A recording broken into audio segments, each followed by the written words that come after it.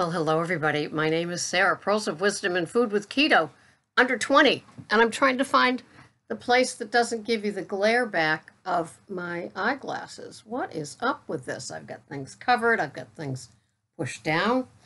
I don't know. I'm allergic. I'm allergic to this. So, anyway, let me try a second pillow. Wonder what. I don't know.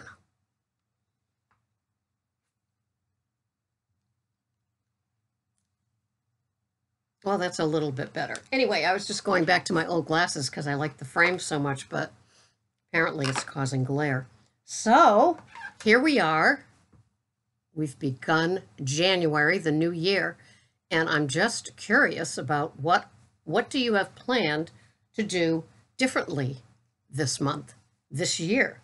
Have you made any plans to change up what you're having, be more aware?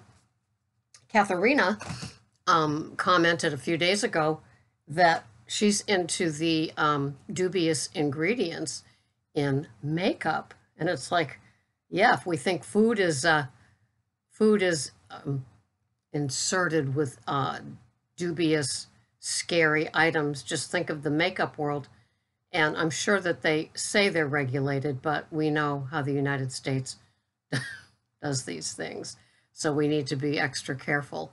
And I told her, I don't wear makeup. So, yeah. They do have one sentence for you. Haircut at 9. So I'm very happy about that. More of the trimming of the wayward things. So my food plan for today is still one meal a day.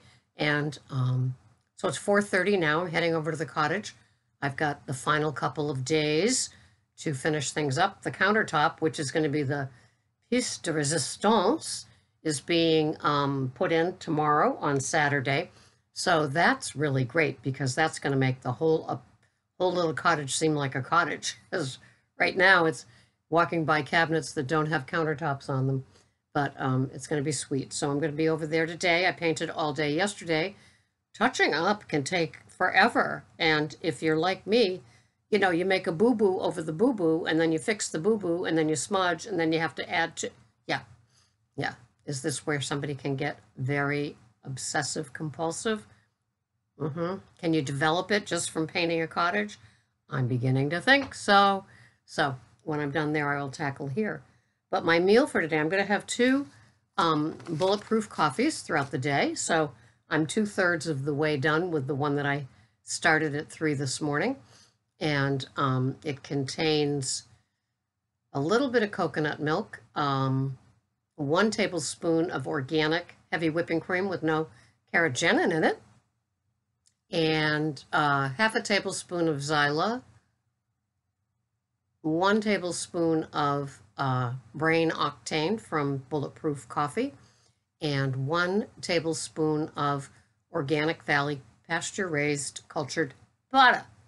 So, and that is whipped to a fare thee well in my NutriBullet, and then so I'm two-thirds of the way through that. My second Bulletproof Coffee does not have the brain octane, and it has nothing to do with that it's $50 a jug. Nothing.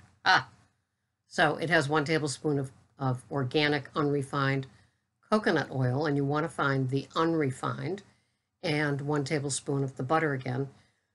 Same deal, 1 tablespoon of the heavy whipping cream with no carrageenan, and this only has 1 teaspoon of the Zyla. Don't ask me why, just how I roll.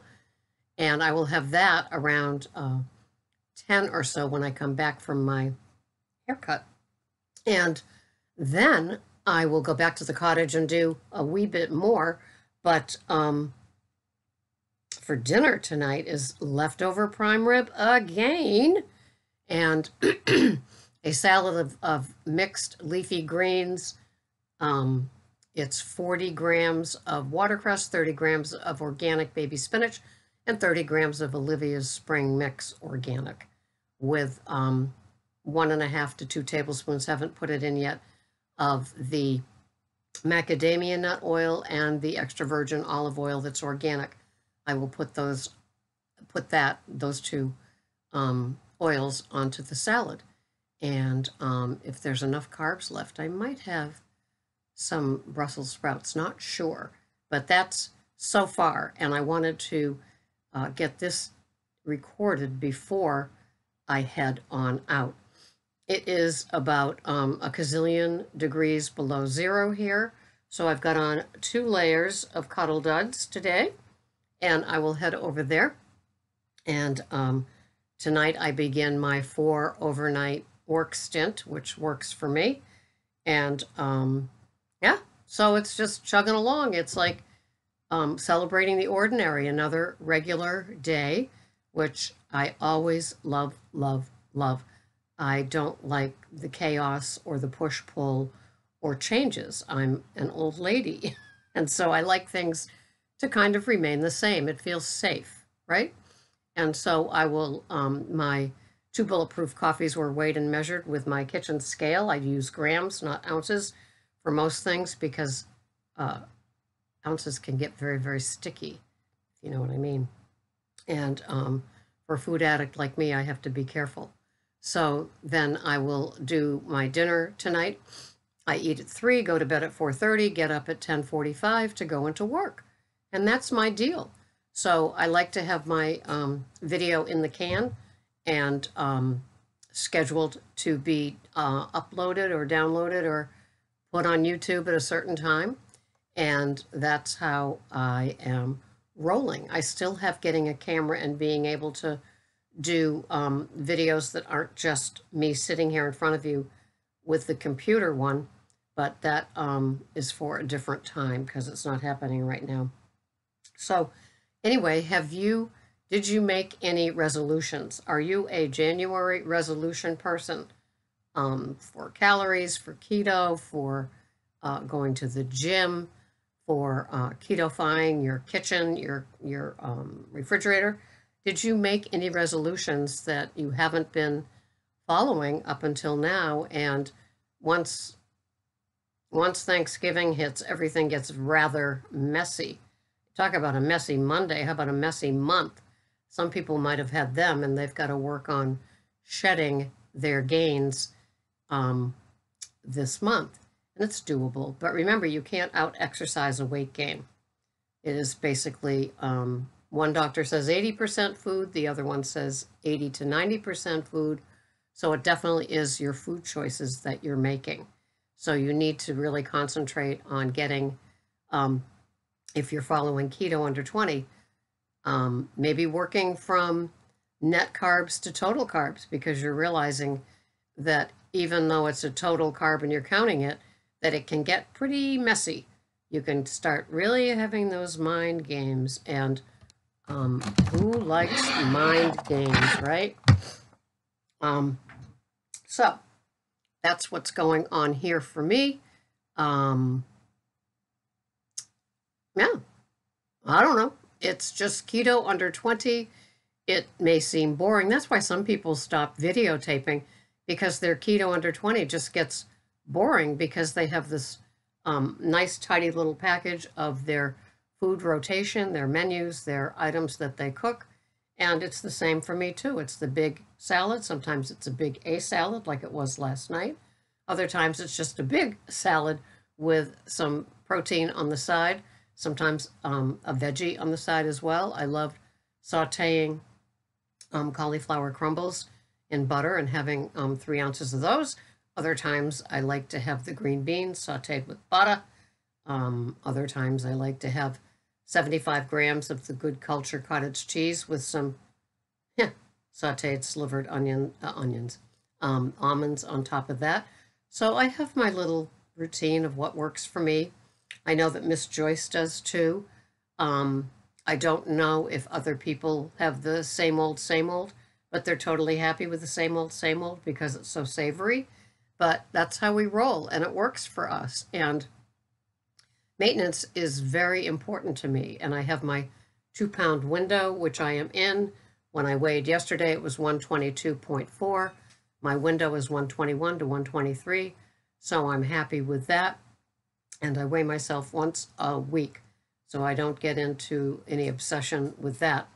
And Miss Joyce just sent me, it was an ABC clip with this woman with orthorexia, and it's when you get obsessed to the point you have a food disorder, and it it opens up with her making two organic eggs, frying them, and they didn't come out the way that she wanted them to, so she threw them away. So she gets rather obsessive, and there's a clip where her mother says it's no fun eating with her or cooking with her because she's not a happy person, and so she's working on not being that way. And she went from now she's got she was blonde vegan in her blog, and now it's blonde balanced and blonde, or blonde and balanced. So I don't know how old the clip is, but it was just interesting. And it's a food disorder. I did do a thing on it before. I remember I just had my skin cancer thing, so I had this great big bandage on. So it's orthorexia nervosa, and yeah, she works hard at not doing it, and it's very, very difficult. So see how that goes for her. I don't know if she gave up being a vegan, but it's just all so interesting how we get with our food, isn't it? And when I see like a keto person has gone vegan or a vegan person has gone keto, I mean, it's all just the same. Some people just can't stay put with something, and they get antsy and fidgety and think that a different whole approach to their food program is going to be nirvana. And I don't know. For me, it's just accepting that I love keto. It works for me. You see me practicing consistent keto.